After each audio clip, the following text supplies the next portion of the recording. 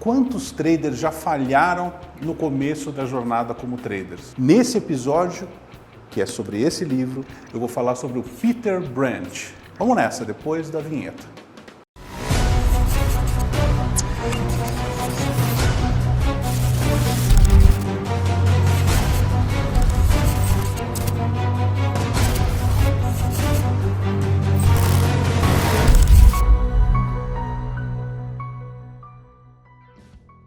Nesse episódio, no segundo episódio da série Traders, Histórias Secretas de Traders Reais, eu vou falar sobre o Peter Branch. Mas antes de a gente saber a história desse cara, eu quero pedir que você curta o vídeo, compartilhe ele, se inscreve no canal. Eu sei que muita gente ainda não está inscrita. Você vai poder receber atualizações de tudo que a gente faz, de todo o conteúdo que a gente gera aqui. E hoje é mais uma história fantástica do livro Unknown Market Wizards. Se você não viu o primeiro episódio dessa série, clica para ver. Vai estar em algum lugar aqui nos vídeos relacionados o primeiro vídeo da série Histórias Secretas de Traders Reais. E a história é que muita gente já falhou, muitos traders, de fato muitos. O Peter ele não foi diferente. Depois de uma década, de 10 anos de sucesso espetacular, ele sentiu que perdeu o edge, ele sentiu que ele perdeu a vantagem matemática. Ele ficou 11 anos fora do mercado. E aí quando ele voltou, ele conseguiu transformar o trading dele, mais uma vez, em algo de alta performance, em buscar resultados de alta performance por mais outra década. Peter começou ali nos anos 70, numa época em que ser um broker era ficar gritando no pitch, ali buscando os trades e as melhores oportunidades no pregão viva voz, algo que praticamente não existe mais hoje, né? Foi nessa época, numa época, aliás, que o mercado futuro, esse mercado que a gente chama de mercado futuro, era só limitado aos commodities. Petróleo, soja, arroz, todos os commodities que você pode imaginar, ouro, entre outras coisas. Na verdade, o ouro lá era um pouco diferente nos anos 70, tinham certas limitações. Daquela época para cá, dos anos 70 para cá, começaram a vir os futuros financeiros. O que são os futuros financeiros? Índice futuro, os contratos de juros, os índices de ação, a própria negociação de moedas, que hoje, na verdade, a gente chama de futuros, antes eram só os commodities. Hoje, os futuros financeiros são os que, na verdade, dominam o mercado. Para a gente entender um pouco a carreira desse cara, 27 anos de carreira do Peter Branch. Ele teve ali uma jornada inicial de 14 anos, ele teve uma pausa no meio e depois uma outra jornada de 13 anos. A que ele vive hoje, a que ele vive agora. Ele teve 11 anos de pausa. Ele não conseguiu passar para o Jack Schwager o histórico do trade dele antes de 81. Só que nos 27 anos seguintes, onde ele tem um histórico, ele atingiu uma performance anual da casa dos 58% ao ano. 58% ao ano. É bastante dinheiro, tá, gente? Se a gente parar para pensar, 58% ao ano de qualquer dinheiro se transforma em algo incrível. São 27 anos em 58% ao ano. Alguns anos com muito mais, alguns anos com menos, alguns anos em drawdown. É claro, faz parte, Uma das coisas que o Jack Schwager observa em cada um dos traders que ele entrevista é o Sharpe Ratio. Se você não ouviu falar do que é o Sharpe Ratio, coloca aqui, Valdaia, pra gente o nome Sharpe Ratio. Você muito menos deve ter ouvido falar de Sortino Ratio. O que é o Sharpe Ratio? Só para a gente entender. É uma medida que é usada muito no mercado financeiro quando a gente vai avaliar um ativo, um fundo para investir, ou a gente vai avaliar um fundo de investimentos. O Sharpe Ratio basicamente mede o quanto o retorno sobre o investimento ele tem acima de um investimento de risco zero. Vou dar um exemplo para vocês. Imagina que você investe no Tesouro Selic, e ele te dá ali 3% ao ano. E um fundo de investimento deu 8% ao ano. Então, você tem um excesso de retorno de 5%. A diferença entre investir em algo super seguro e esse investimento que você tem. O Sharpe Ratio utiliza esse número, esse 5% de excesso, e ele avalia ali a volatilidade. O quanto o retorno foi muito forte para cima, o quanto o retorno foi muito forte para baixo. Ele usa a volatilidade para os dois lados. A diferença do Sharpe Ratio para o Sortino Ratio é que o Sortino Ratio ele não considera a volatilidade para cima. Ele não penaliza você ter fortes resultados positivos. O Sharpe Ratio já.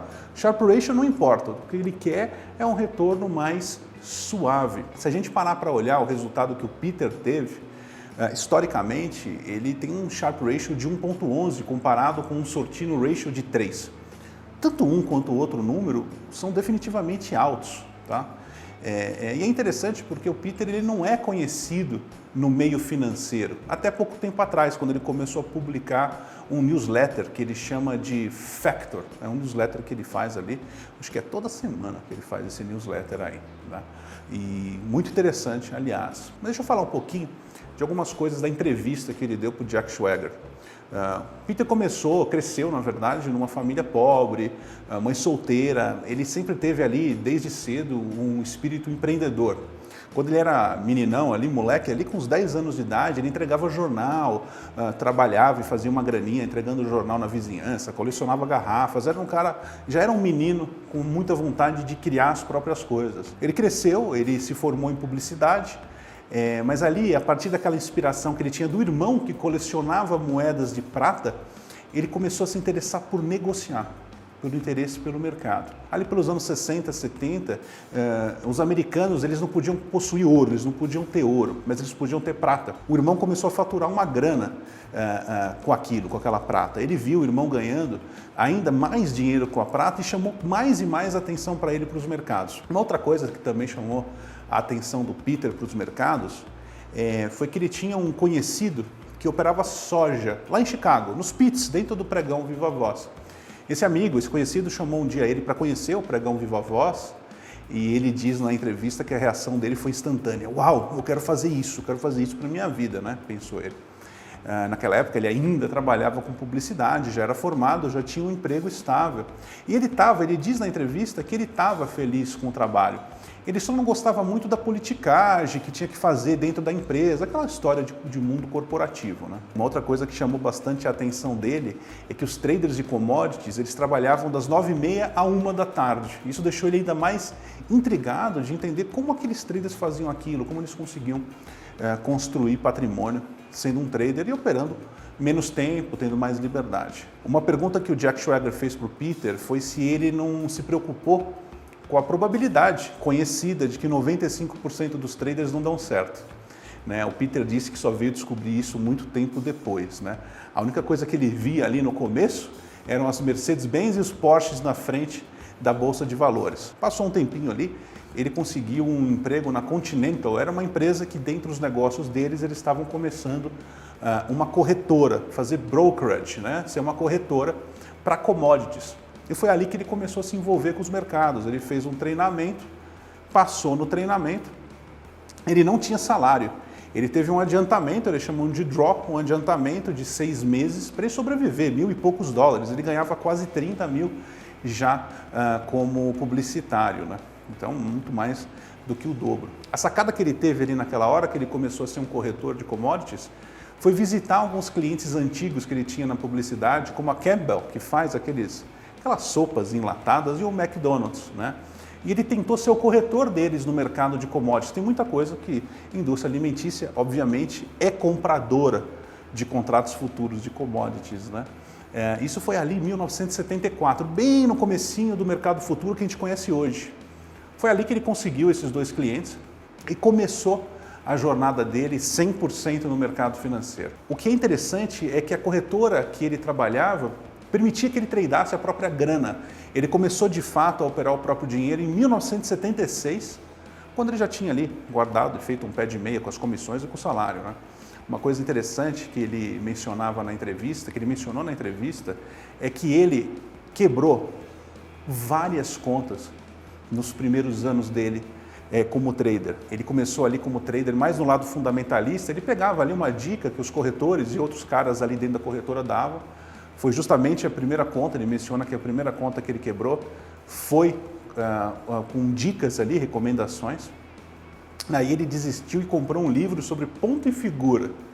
Aí foi a segunda conta que ele quebrou. E ele foi tentando, quebrou mais contas, mais contas. Ele fala que a primeira coisa que começou mesmo a mudar o resultado foi usar stops, né? Mas stop de verdade, se comprometer com o prejuízo que ele comprava no mercado. A segunda coisa que começou a mudar o resultado dele foi um amigo que trabalhava com ele, que chegou para ele e falou assim, vem aqui, vamos ali.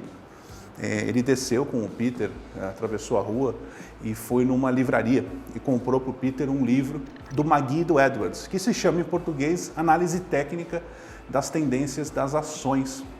Pedi para o nosso editor colocar aqui a foto do livro, tem uma edição em português. É um livro muito clássico sobre análise técnica. Ele diz, o Peter, que esse livro permitiu que ele criasse um método para que ele seguisse. Até então, ele dizia que ele era totalmente perdido no que ele fazia. Quando alguém perguntava por que ele fez um trade, ele não sabia explicar. Peter menciona que ali foi um grande divisor de água para ele, de águas, né?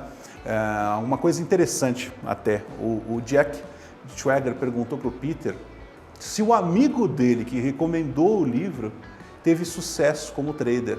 E é interessante que o Peter diz que não, que ele nunca foi capaz de ter performance, o que é, no mínimo, irônico. O próprio Jack Schwager achou bastante irônico esse fato, né? Dali para frente, depois que ele começou a construir uma maneira de operar, ele continuou por mais um ano como broker, e aí ele largou o trabalho como corretor e começou a focar só nos trades. Ele comenta sobre um mentor que chama Dan, que ele fala bastante na entrevista, que ele operava totalmente, o Dan operava totalmente diferente que ele. O Dan era o cara mais feeling, era um cara mais contra-intuitivo, ia contra os movimentos. E o Peter disse que ele aprendeu muito com o Dan, especialmente sobre gestão de risco, que o Peter menciona várias vezes na entrevista que foi um pilar importante na jornada dele. Esse mentor, como conta o Peter, operava mais com fundamentos de intuição, mas a gestão de risco ele era fantástica e fazia mesmo diferença. Ele aprendeu com ele a tomar risco de maneira calculada, um trade de cada vez, né? Uma sacada de fato importante. Ele aprendeu que o mais importante era proteger o capital e ter chance ali, né? Ter fichas para começar de novo e para tentar de novo. O Dan uma vez disse para o Peter, o Dan, o mentor dele, disse que ele tinha que ter um edge, que não seria no gráfico que ele teria no edge.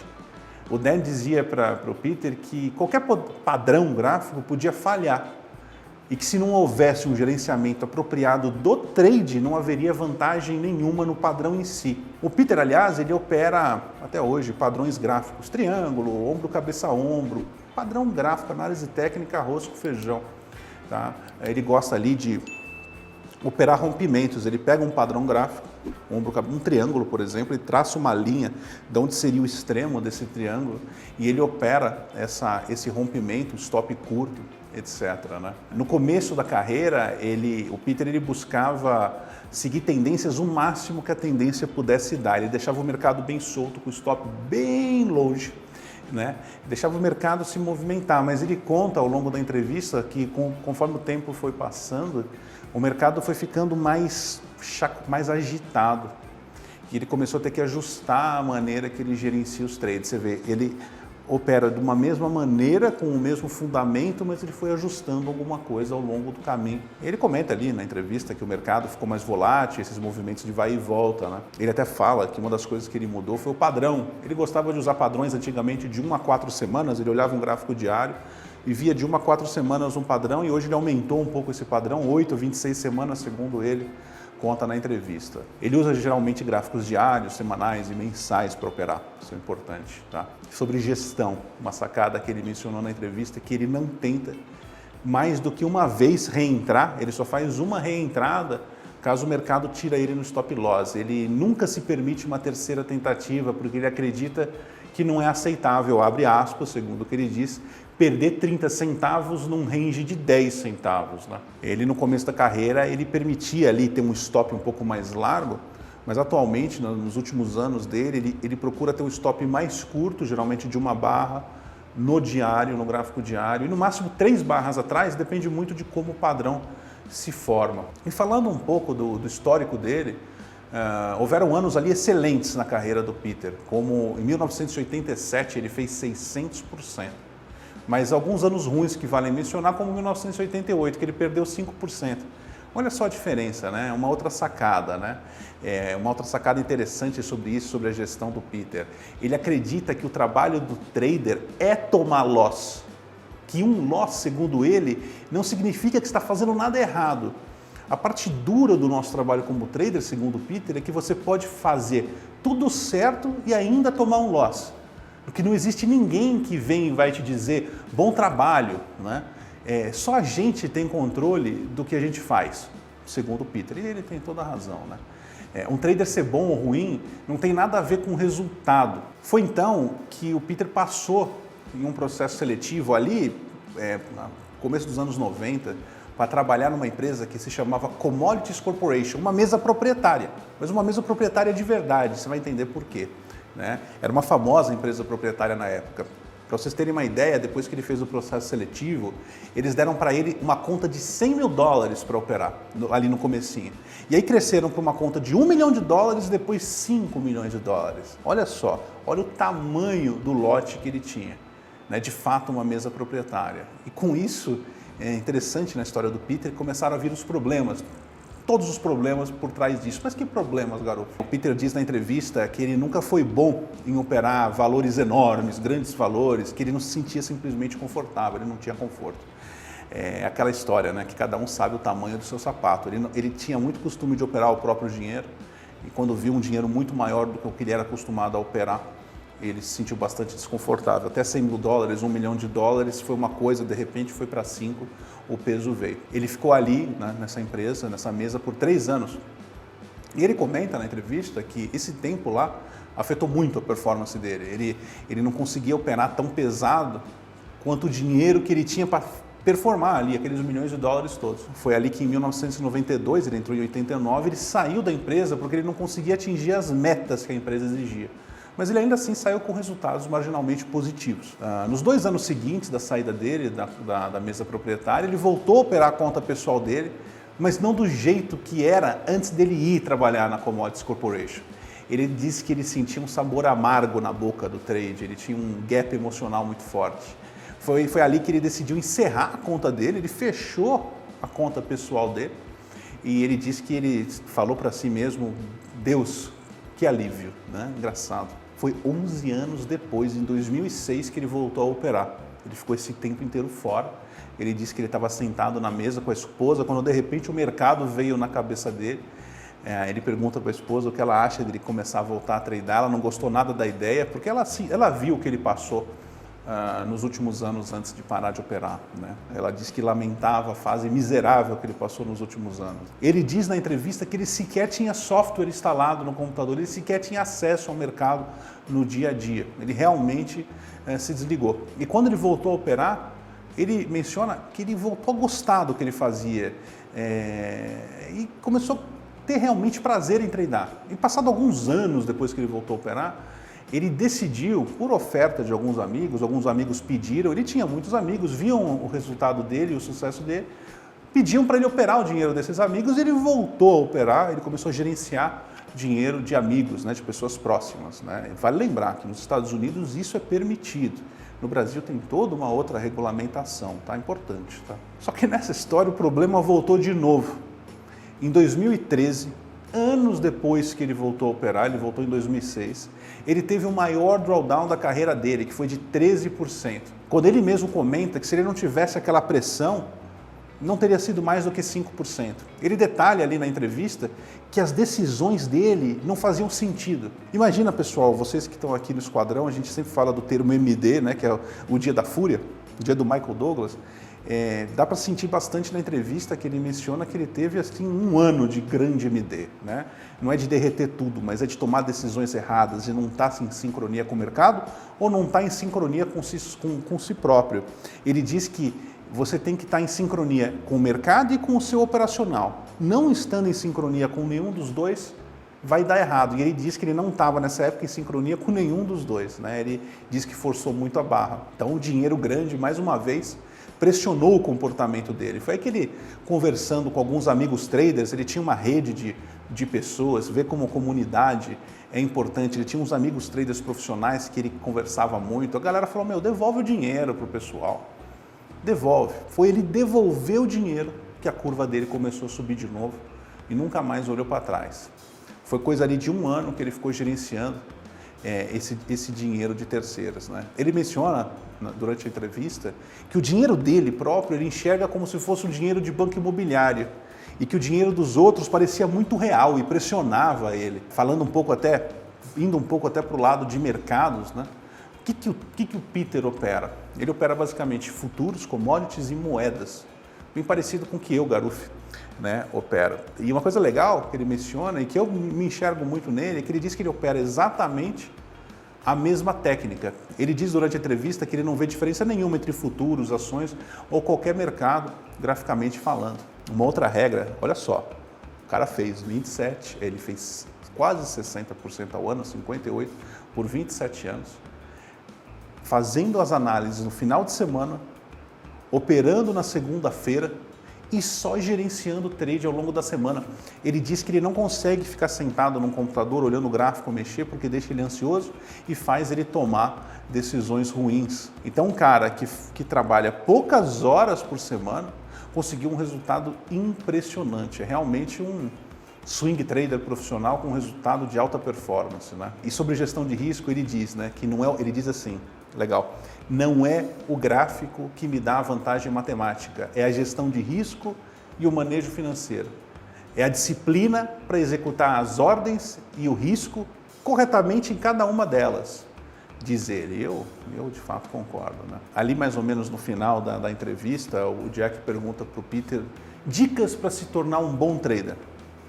Diz o Peter, né? Saber esperar, aprender a esperar pela jogada certa, para que você não esteja sem foco ou frustrado quando a boa operação de fato aparecer. Tem que aprender, segundo o Peter, a não levar os losses de maneira pessoal, como uma ofensa do mercado para você. Ter a motivação no lugar certo. Ele acredita que a motivação de operar o mercado não pode ser o dinheiro, que a motivação tem que ser muito mais o desafio em resolver problemas todos os dias, em analisar o mercado e encontrar boas oportunidades, né? Ter o controle para fazer direito isso todo dia, pelo resto da vida. O Peter diz que ele encontrou muita satisfação em ser disciplinado. O que os traders de sucesso têm em comum, segundo Peter? Eles respeitam o risco. Eles limitam o risco em cada trade, palavras dele. Eles não assumem que vão estar ou que devem estar certos toda vez. Não há excitação ou tristeza em nenhuma operação. Sacadas importantes, eu adorei a entrevista com o Peter, que é o primeiro trader do livro. Alguns comentários finais que eu quero fazer. O Peter ele teve o melhor ano dele em 1987, que foi na primeira fase da carreira dele. É curioso como o ano de 87, que é o ano da famosa Black Monday, produziu grandes histórias de traders. O Paul Tudor fez fortuna naquele ano, o Larry Williams ganhou a World Cup Trading em 1987 com incríveis 11.376%, que é recorde que se mantém até hoje. Foi o ano em que o Al Brooks decidiu ser um trader full-time. Ele até menciona que estava vendido na véspera do dia fatídico, que teve que fechar a posição antes porque teve que ir trabalhar. Deve ter sido de fato um ano alucinado e quem operou super alavancado e na ponta certa tem história para contar até hoje, né? O Jack Schwager, ele bate muito na tecla que o Peter é old school, né, da escola antiga, mas na entrevista fica claro que o Peter não opera todos os padrões clássicos e que ainda há uma pitada de discricionariedade na escolha da colocação das ordens de entrada dele, embora, claro, ele tenha um método muito claro por trás. O texto é um bom pretexto para entender bem a diferença entre o índice Sharpe e o Sortino Ratio, que eu mencionei no começo desse vídeo. E o quão misleading, né, e quão complicado pode ser entender o Sharpe Ratio em certos operacionais com risco-retorno. Espera aí, eu esqueci, Nagas, a gente esqueceu de pedir uma coisa importante num baita vídeo desse, antes de eu comentar. As outras coisas que eu tenho aqui, eu vou pedir para você curtir. Já tá bom, né? Pô, vale a pena curtir o vídeo, vale a pena comentar. Eu vi o vídeo todo, coloca no comentário aqui embaixo, não deixa de compartilhar esse vídeo, não vai deixar de ver toda a série. Eu quero ver comentário aqui embaixo para fazer um vídeo extenso desse para cada um dos 11 traders, hein? Outro comentário para falar. Primeira operação realizada pelo Peter, o primeiro trade ali que ele fez, que foi com um contrato futuro de soja em 75, mostra muito como a visão de cada trader depende muito do tempo gráfico que ele opera. Nesse caso, ele recebeu a dica de um amigo que era scalper de pitch, né, de mercado viva voz. E enquanto o amigo saiu ganhador com 6 cents por contrato, o Peter levou um prejuízo de 12 cents por contrato. Portanto, a frase, se você está apostando na compra, alguém está entrando na outra ponta e um dos dois vai ganhar e o outro vai perder, sempre tem que ser relativizada, tem que tomar cuidado com isso. O outro comentário aqui, olha só, o amigo grafista do Peter, aquele amigo lá que em 1979 mostrou o livro do Edwards e do Magui, diferentemente do Peter, não teve sucesso no trading. Isso corrobora muito com o fato que cada um constrói o seu caminho. E ali numa sucessão de eventos que envolveram fatores comportamentais, técnicos, sociais, e sim, lógico, com alguma sorte, ou pelo menos sem muitos eventos de má sorte. Mostra que cada um tem, de fato, um resultado único. O mentor do Peter, o Dan Markey, ele operava, como o Peter menciona, com base na intuição. E o Peter disse que ele era o melhor trader que ele já viu operar.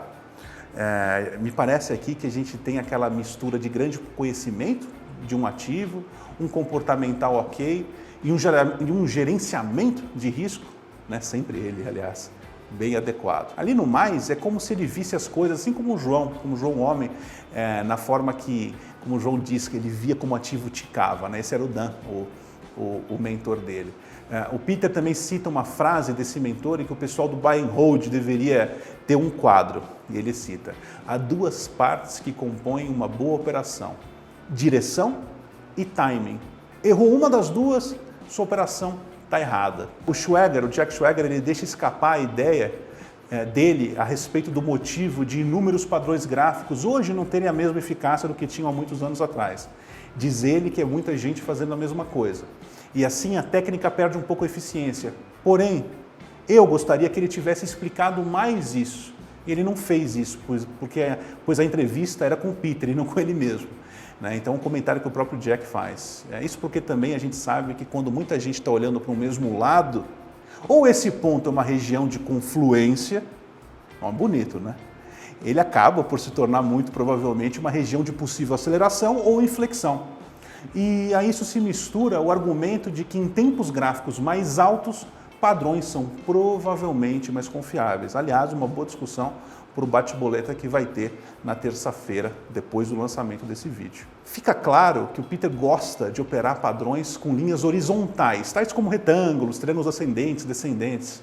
A gente não pode convidar o Peter e o Pisk para almoçar numa mesa, pode dar problema. Ou vamos, né? Quem sabe, né, Nagas? Como o Peter opera swing com stops curtos e alguns mercados 24 horas, ele vive ali um certo dilema em relação aos ativos, nos quais ele pode ou não deixar um stop durante a noite, especialmente por causa dos movimentos overnight, e nos quais ele não põe stop para evitar violinos, por causa de falta de liquidez. Hoje em dia, esse problema não é necessariamente tão grande. O Peter, ele diz que as melhores operações que faz vêm muitas vezes da contra-intuição, que estão fora do senso comum.